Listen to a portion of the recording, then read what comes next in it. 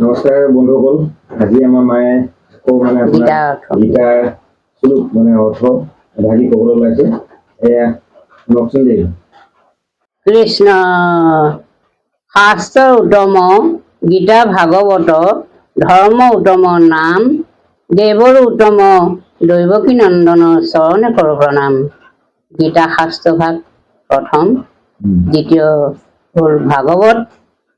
গীতা অৰ্থটো মই ক'ব বিচাৰিছোঁ। সেই বন্ধুসকল, যদিহে ভুল হয় আপোনালোকে ক্ষমা কৰিব। হে ভকত বৈষ্ণৱ, আপোনাৰ সকলো শ্ৰীচৰণত মই শৰণপতি সেৱা ধৰিছোঁ। গীতা গমন কি ঈশ্বৰ তত্ত্ব আকাৰ। আমি গীতা য'তেই পঢ়ক বা য'তেই নপঢ়ক, আমি যদি গীতা শুনিবলৈ যাওঁ তেতিয়াহ'লে আমি প্ৰথমতে ঈশ্বৰক হৃদয়লৈ আনিব লাগিব। তাৰপিছত আমি আনন্দ মনেৰে সেই গীতাৰ তত্ত্ব আয়ত্ত কৰি ঈশ্বৰৰ সেৱা কৰিব লাগিব।